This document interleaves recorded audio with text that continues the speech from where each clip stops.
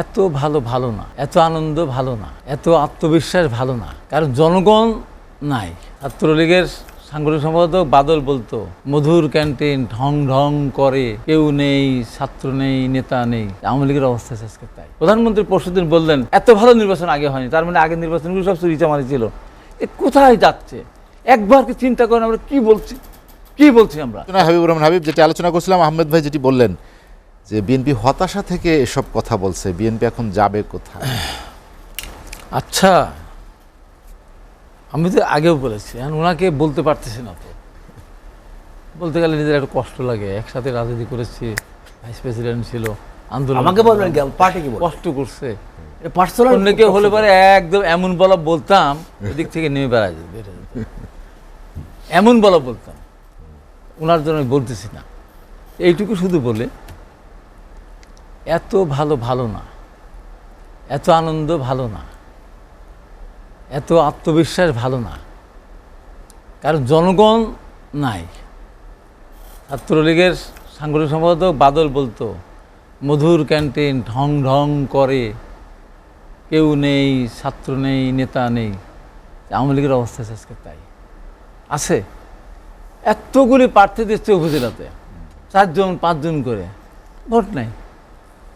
সুভাষ দত্তর একটা সিনেমা ছিল, সিনেমাটা হলো যে নিজের বাড়ির ছেলের সাথে মেয়ের বিয়ে দিবে, মানে ওই বাড়ির মেয়েকে বিয়ে দিবে। লগন চলে যাচ্ছে, সময় চলে যাচ্ছে, ঘড়ি দেখতেছে, আসে না। শেষ পর্যন্ত বলতে লগন চলে যাচ্ছে, ছেলে কোথায়, বর কোথায়? তো বর থাকলে তো আসবে, ঠিকই করেন এই বর। তো আওয়ামী লীগ ভোটার পাবে কোথায়? ভোটার থাকলে তো যাবে ভোট কেন্দ্রে, ভোটার না থাকলে ভোট কেন্দ্রে যাবে কে?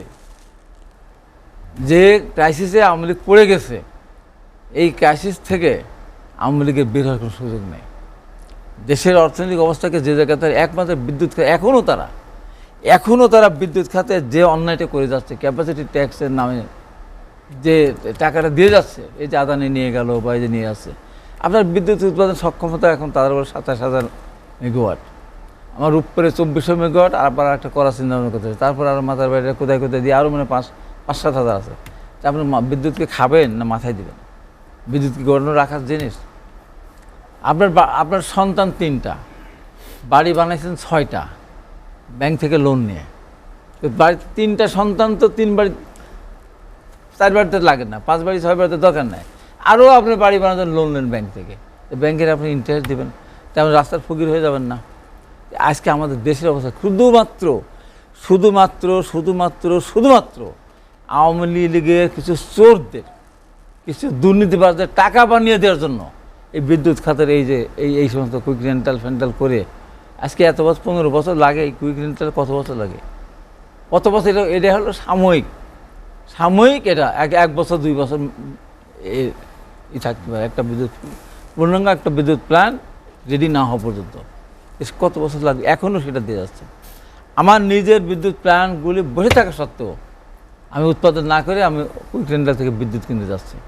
আবার না কিনলে তাও টাকা দিতে হবে, ক্যাপাসিটি ট্যাক্স চার্জ দিতে হবে।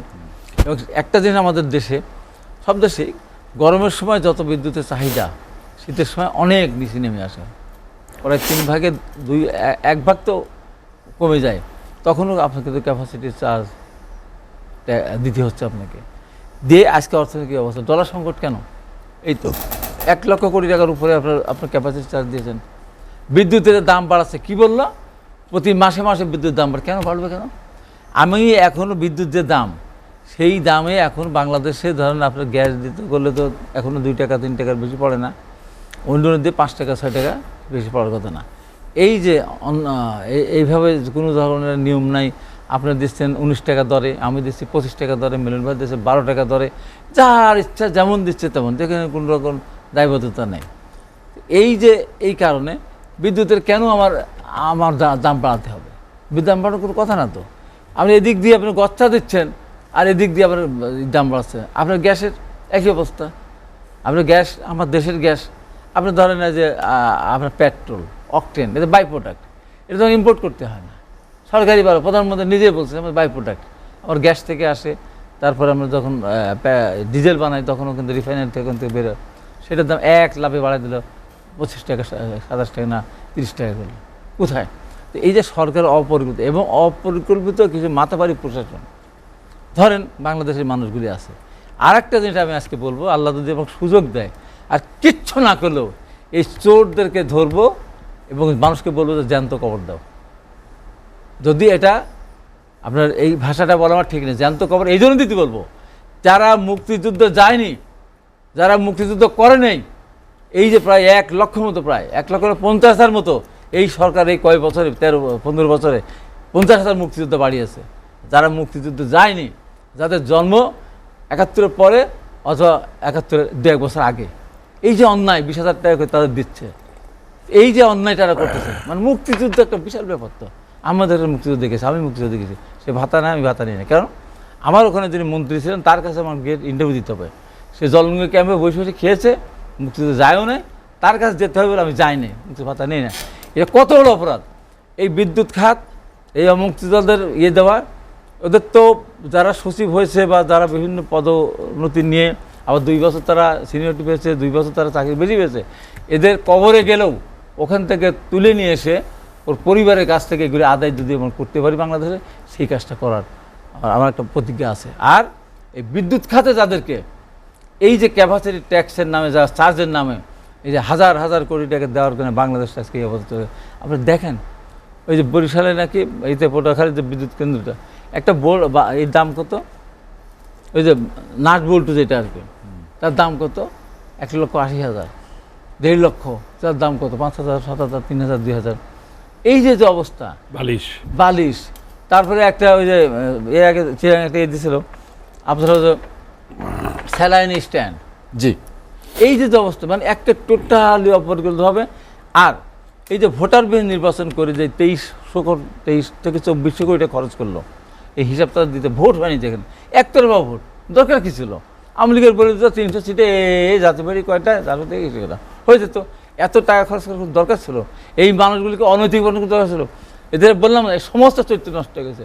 একজন অফিসার, একজন যেমন শেষ করে দিয়ে 18 সালের নির্বাচনের পর আরেকজন সেনাবাহিনী প্রধান ছিলেন আজিজ, সে বলল এত ভালো নির্বাচন কোনোদিনও হয়নি। আমি ওই দিনই টকশোতে বলেছি ওকে এখনই গ্রেপ্তার করা উচিত।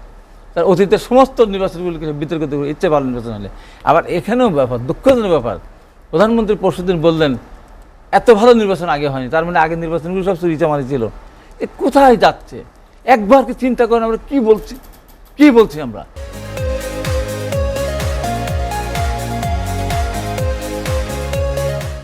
আলোচনা শেষ করতে চাই, আলোচনা শেষ করতে চাই, মিলন ভাইরে কয়েকটা কথা বলতে চাই। উনি উত্তেজিত হয়ে গেছেন আজকে। এরশাদের বিরুদ্ধে আন্দোলন না করলে নুরুদ্দিন ওই কথা বলতো না, প্রেশার ছিল বলেই নুরুদ্দিন এরশাদকে বলছে যে আমি টানতে পারবো, লাশ টানতে পারবো না। আপনি একেবারে ওটাকে ধুলাই মিশিয়ে দিলেন। 96-এ মহিউদ্দিন খান আলমগীর জনতার মঞ্চ করে নাই, 96-এ জনতার মঞ্চ করেছিল হাবিব। আমি সে ছিল অ্যাক্টিং কনভেনার, ওই মঞ্চের নাম দেওয়া আমার, বক্তৃতা দিয়েছে আমি, শেষের দিন শপথ আমি করেছি। বিভিন্ন জন যাদের মতো উনি বলেন আর কি, অনেক বলেন না, বলুক একটা লোক, ইতিহাসে একটা লোক বলুক, না এটা বলুক যে 90 সময় ছাত্রলীগের প্রেসিডেন্ট হাবিবুর রহমান হাবিব ছিল না, তো এখনো বেঁচে আছে, এটা বলুক, আওয়ামী লীগই বেঁচে আছে, কিন্তু এটা বলুক, তার বিএনপিতে কোনো কর্ম নাই। হ্যাঁ, তো এখন কথা হলো যে এই যে কথা যেটা হয়, দুর্নীতির কথা যেটা বললো, এখন যে দুর্নীতি হয় রাত্রিবেলা শুয়ে এখান থেকে বেরোই বলবেন হাবিবাদের সব কথা ঠিকই বলছে। এত দুর্নীতি একটা দেশে হচ্ছে, তারপরে আপনারা যে কথা বলেন কীভাবে ঘুমান আমি জানি না, ঘুম দেবো না নিশ্চয় হয় না এত দুর্নীতি চুরি করলে। এবং দেখেন এই যে ক্যাপাসিটি চার্জের যে কথা আমি বললাম, এটার একটা ব্যাখ্যা কি?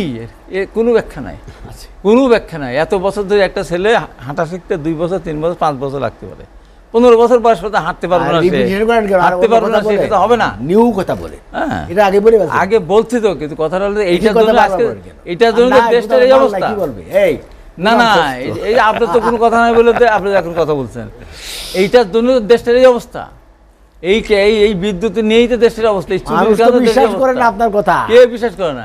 শোনেন, একটা কথা বলি, এই যে মিলন ভাই যে কথাটা ভুল কথা একটা বললো, আমরা নির্বাচন, আওয়ামী লীগ নির্বাচন গিয়েছিল 88 সালে, আওয়ামী লীগ নির্বাচন গিয়েছিল 1996 সালে, আওয়ামী লীগ নির্বাচন গিয়েছিল 1985 সালে উপজেলা নির্বাচনে, আওয়ামী লীগ নির্বাচনে গিয়েছিল সিটি কর্পোরেশন নির্বাচন, সাদিক মেয়র হয়, আওয়ামী লীগ নির্বাচন গিয়েছিল 2007 সালে, 3 তারিখে সব সদল বলে পদত্যাগ করলো। এগুলো দেখতে হবে, এগুলো বুঝতে হবে, অতীত জানতে হবে, মনে রাখতে হবে যে আমি যা বলছি তার পিছনে অন্যজন কথা বলতে না পারে।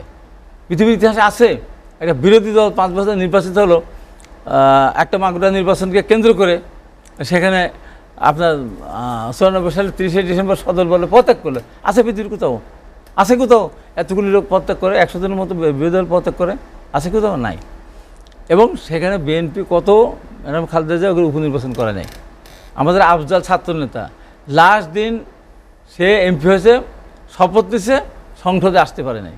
কিন্তু ম্যাডাম খালেদা জিয়া টাকা নষ্ট না করে এই যে প্রায় 100-র উপরে আসনে উনি নির্বাচন করার নেই, নির্বাচন ওইভাবে উনি চালিয়ে গেছেন। গিয়ে শেষ পর্যন্ত 15 ফেব্রুয়ারি নির্বাচনটা উনি তত্ত্বাবধায়ক সরকার বিধান সংবিধানে সংযোজন করার জন্যই উনি নির্বাচন করেছিলেন। যদিও ওই মঞ্চে আমি লাস্ট দিন শপথ করেছি আমার দেওয়ার নাম, তারপরে বলবো যদি উনি চেষ্টা করতেন, যদি ইমার্জেন্সি দিতেন, আরও কিছু করতেন, করতে পারতেন, করেননি, দরকার নেই। নির্বাচন তত্ত্বাবধায়ক সরকার দাবি করছে, ঠিক আছে, এটা হলো। আওয়ামী লীগ যে জায়গা থেকে সরে গিয়েছে, এই জায়গায় দুর্নীতির কথা বলে, বলেন তো এই দেশের বয়স যেদিন ছিল আপনার ধরেন 2009 সাল পর্যন্ত, 12 সাল আমি বলি, 12 সাল পর্যন্ত বাংলাদেশের কয় বিলিয়ন ডলার ঋণ ছিল? সর্বশেষ 25 বিলিয়ন ডলার।